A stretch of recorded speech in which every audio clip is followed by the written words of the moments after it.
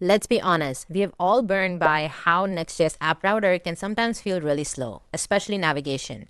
If you have a bunch of links and you click one of them, you have to wait for the server to respond and then finally your next page will load. And that is incredibly slow. And which is why we all truly loved and moved towards SPA, that is single page application.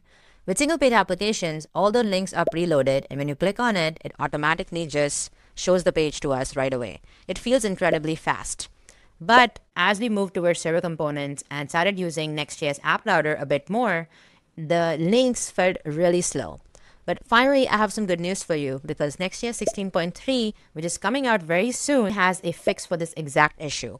Now, links no longer feel slow. So if you have like a custom course platform that you're building, or if you're rendering a bunch of links, then they are going to feel very instant with instant navigations inside of Next.js. This is going to bring the SPA level speed with navigation and links inside of the Next.js App Router, so your app is going to feel really fast. By introducing cache components and fundamentally changing how prefetching works, reusing route shells instead of fetching the entire page every single time, some of the fixes that Next.js 16.3 has introduced, and honestly, I'm really excited for it. So in this video, I'm going to quickly give you a deep dive into how this new mental model, stream, cache, or block actually works. So grab a cup of coffee and let's finally kill those loading spinners. So let's dive in. To understand why Next.js 16.3 is such a big deal, we have to rewind for a second and talk about why single-page applications or SPA were invented in the first place. Now, back in the day, the web was entirely server-driven. If you clicked a link on a specific website, then the browser completely dumped the current page, the user then stared at a white screen, and it waited for the server to build and send back a brand new HTML document, and the user will then see that specific document. It was clunky, it was jarring, and it honestly felt incredibly slow. Because frameworks like React, Vue, Angular, they fundamentally changed the game for us. Instead of asking the server for a brand new HTML page every single time, what a SPA did is that it downloaded the JavaScript necessary in the form of a massive bundle upfront. So the user now has all the JavaScript downloaded in their browser, and because now the browser has all the code necessary, when the user clicked the link on the page, JavaScript just intercepted the click, it swapped out the UI components and then showed you a shell of the next page while quietly fetching things in the background, waiting for the server for the data. The result from this was the navigations felt instant, apps felt really snappy, apps felt like native desktop software, users loved it. But there's a catch in this thing. Sending massive amounts of JavaScript to the browser meant that the initial load time was terrible. The first load was really expensive. If you have high-speed internet, it's great, but phones on their different networks, 3G network or 4G network, struggle to parse the specific code. And SEO, that is search engine optimization, was essentially a nightmare because web crawlers, all they could see is a specific shell that is a blank page, which is why React Server Components were born. So the pendulum swung back. Next.js and the React team introduced the Next.js App Router and React Server Components. The power was back in server's hand. So the goal was, let's move the heavy lifting back to the server so we can ship zero JavaScript to the client, because browsers are not that powerful on all devices. So when a user clicks the link, that entire HTML document is in fact shipped from the server to the browser, and as a result, we got really fast initial load times, great SEO, and great data security because now the server has full control. It has all the data. But we lost something huge in this process. We lost the SPA magic. Remember how navigations felt so instant? Users saw the next page immediately. They didn't feel like they were waiting too long. So many developers rightfully complain that we have accidentally time traveled back to the good old days where we are leaning on the server for everything. So server components made our highly dynamic web apps feel like slow, heavy websites again. Now Next.js tried to fix that in a previous version aggressively by prefetching every single link on the screen, but that just destroyed the server bandwidth and the network tabs. Which brings us to Next.js 16.3. Now the Vercel team looked at the traditional SPAs and decided to steal what worked in terms of SPAs, like what worked in this SPA world. Instead of generating every single page on the server beforehand and then showing it to the user, Next.js now uses something called as partial prefetching. It quietly preloads a usable shell for your routes. So if a user clicks a link inside of Next.js 16.3, it behaves exactly like a spa. It instantly shows you a cached UI so that the user has something to look at. It gives the user immediate visual feedback, while the server then streams in the dynamic data in the background using suspense boundaries, which you may have heard of. So you're finally getting the holy grail, the SEO and the performance of a server rendered app with snappy instant click feel of a single page application. So that is exactly what instant navigations inside of Next.js is essentially fixing. And they have 3 different ways to fix that. Let me show you exactly how we can set this up and show you examples via this mini custom course platform that I built. So this is a simple course platform. It is not very fast. It's a little slow because we don't have instant navigation here yet. But you can essentially see these are the different lessons in the course and some syllabus and some dummy data here. So if we go back to the code, let's take a look at this specific dynamic route here. And this is in fact a dynamic route, slow courses / instant navigation. If I click the next link, it's another dynamic slot and so on. We're trying to get the course data. We're trying to get live stats. We're throwing a not found error if there is no course and then rendering that content onto the page.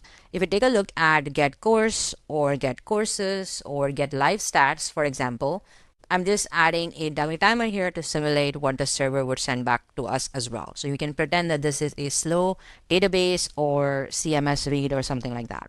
Now, all these best practices, if you just want your agents to just get trained on specific skills, then I have also released a Next.js mistakes cheat sheet so your agents can know exactly what not to repeat so you don't have to keep prompting them over and over again.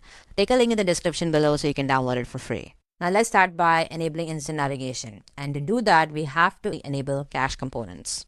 Let's go to the next config file. And over here, let's just set cache components as true. Now let's watch what happens. So we get this error saying that Next.js encountered uncached data during pre-rendering. Because there is dynamic data, it's not cached. That's why we get this error. There are 3 different ways you can fix this. One is to stream in, to wrap it inside a suspense boundary so we can show a fallback UI to the user. We could cache that component or data, or we can allow a blocking route. So for example, if we go back to our diagram here, there are 3 options. Suspense boundary, that means we can show a loading state whenever there is asynchronous data. Cache it, that means we can show some sort of a cached UI to the user. Or blocking, which means that we don't want to ever show the loading shell at all to the user. So this is where we need to ask ourselves, you don't need to make a choice for the entire page, but make it per asynchronous request. If we take a look at each piece of data and ask, does this actually change? If we take a look at the course page, the title, the description, even the instructor can actually be static. They only change when I ship a new lesson, so I'm fine kicking off a new build anytime that happens. The syllabus is the same thing. It can be static easily. But what cannot be static and is genuinely dynamic are how many learners are taking the specific course, how many seats are left. That number should update in real time. So we can cache the static stuff, but stream in the dynamic stuff later on, which is exactly what spas did. The approach is to cache first. So we can get live stats function, stay uncached because we actually want it live. If we leave it uncached, the error will come back. So that's what we can do is let's just cache the data. We have these 2 functions. So let's just go to get course and let's cache it. Then even get courses, let's cache it. So get live stats, let's wrap it in a suspense boundary. So let's just copy this and we can create a component called as live enrollment. Let's just call live enrollment and then paste in the code I copied. We're passing in the params and the live stats, which is what makes it dynamic. And let's wrap it in a suspense boundary. And let's import suspense from React. Now we could pretty much get rid of this line altogether. If we go back, refresh the page, you are now going to see that it's complaining for some other line. So we'll get back to that.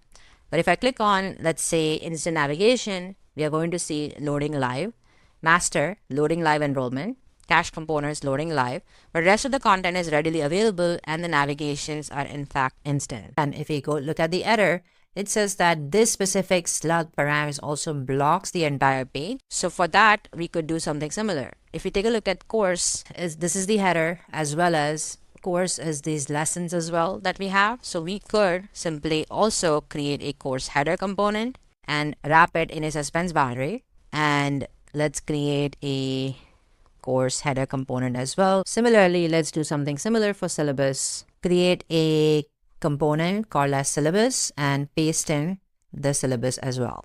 Now we could get rid of this altogether and the slug. And the minute we do that, this component doesn't need to be async anymore. So now the error is gone and we have replaced it with suspense boundaries. Data that can be cached is also dashed. And the important side effect here is that error has forced us into creating a more composable architecture. The page is now a thin layout of independent components, each responsible for its own data, which is pretty amazing. Now there's one more flag that we could enable, and that is the flag for partial prefetching. Let's enable that and see what happens. If we go to next config, we could essentially just enable partial prefetching. Every time for a dynamic route, Next.js would not prefetch one reusable shell per route and cache it. Instead, it would prefetch for every single request. So for example, if there are 1,000 lessons, it would prefetch the shell for 1,000 lessons.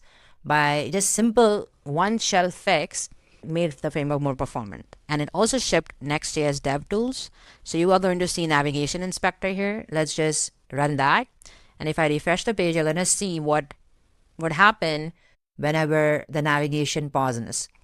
This is a shell the Next.js is going to show the user. Obviously replace it with nice skeletons for the user, but the minute I hit resume, the content is displayed. So it works like a debugger for navigation, and I would get in the habit of checking this whenever you patch a route because the shell is your instant experience.